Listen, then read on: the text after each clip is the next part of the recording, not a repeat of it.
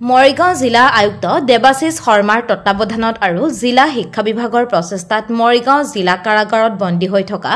নিৰক্ষৰ কাৰাবন্দীসকলৰ বাবে উল্লাস আঁচনিৰ অধীনত নৱ ভাৰত স্বাক্ষৰ কাৰ্যক্ৰমৰ শুভাৰম্ভণি কৰা পৰিলক্ষিত হয়। জিলা আয়ুক্ত দেৱাশিষ শৰ্মাই উদ্বোধনী ভাষণ প্ৰসংগত এগৰাকী কাৰাবন্দীয়ে অধ্যয়নৰ জৰিয়তে কেনেদৰে সমাজত এজন ভাল মানুহ হিচাপে প্ৰতিষ্ঠিত হ'ব পাৰে সেই বিষয়ে বাস্তৱসন্মত বক্তব্য আগবঢ়ায়।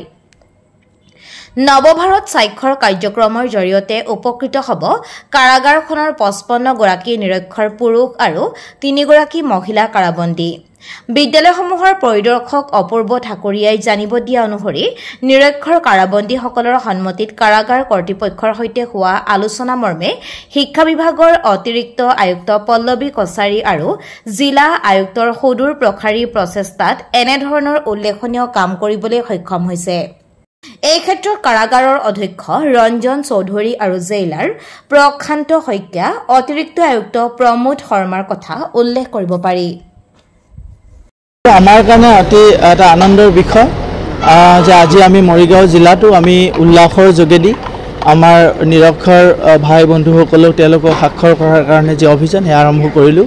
আৰু আমাৰ জিলাৰ সন্মানীয় আয়ুক্ত মহোদয় আৰু অতিৰিক্ত আয়ুক্ত মহোদয় তেখেতসকলে উপস্থিত থাকিলে আৰু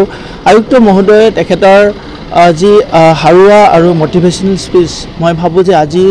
এই কাৰ্যসূচীটোক এটা অনন্য মাত্ৰা প্ৰদান কৰিলে আৰু লগতে আমাৰ কয়দী যি ভাই বন্ধুসকল আছিল তেওঁলোকেও আগ্ৰহ প্ৰকাশ কৰিছে। 55 গৰাকীকে পুৰুষ কয়দী আৰু 6 গৰাকীকে মহিলা কয়দী তেখেতসকলে এই যি উল্লাস কাৰ্যসূচীত তেওঁলোকে যোগদান কৰিছে। ইতিমধ্যে আমি ভলেণ্টিয়াৰ যিসকল টিচাৰ ইয়াৰ জেলৰ ভিতৰতে কিছু শিক্ষিত কয়দী আমাৰ আছে তেখেতসকলে আগ্ৰহ প্ৰকাশ কৰিছে, তেওঁলোকক আমি ট্ৰেইনিং দিছোঁ, সুশিক্ষিত কৰি লৈছোঁ আৰু এতিয়া আমাৰ যিখন পুথিৰ যোগেদি আমি এই সাক্ষৰতা অভিযান আমি আৰম্ভ কৰিছোঁ সেই পুথিও তেওঁলোকৰ হাতত তুলি দিয়া হৈছে, লগতে তেওঁলোকক লিখা পঢ়াৰ কাৰণে যিখিনি সুবিধা সমল লাগে সেইখিনিও দিয়া হৈছে। গতিকে আজিৰ পৰা আমি এটা আমাৰ এই মৰিগাঁও জিলাৰ কাৰাগাৰৰ মাধ্যমেৰে সকলোকে শিক্ষিত কৰা যিটো আমাৰ মানে উদ্দেশ্য বা আহ্বান বা আমাৰ দেশখনৰ যিটো এটা এই ধৰণৰ এটা ডিমাণ্ড মই বুলি কৈছোঁ এটা আগ্ৰহ, গতিকে সেই সকলোকে শিক্ষিত কৰি লোৱাৰ এইটো প্ৰয়াস মই ভাবোঁ আমাৰ এই জেললৈকে আমি সম্প্ৰসাৰিত কৰিব বিচাৰিছোঁ আৰু সেইটো সম্ভৱ নিশ্চয় হ'ব সকলোৰে শুভেচ্ছা আৰু সহযোগিতাৰ মাধ্যমেৰে। গতিকে এটা আমি ভাবোঁ যে এটা খুব সুখৰ দিন, আমাকো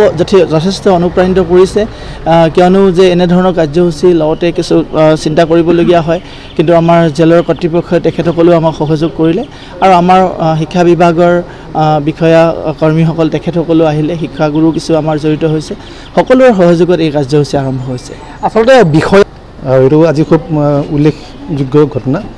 আৰু আজি এনেকুৱা আজিৰ তাৰিখত DC ছাৰে আহি পেলাই সকলোকে উৎসাহ দিলে, আমিও লগত আছোঁ, শিক্ষা বিভাগৰ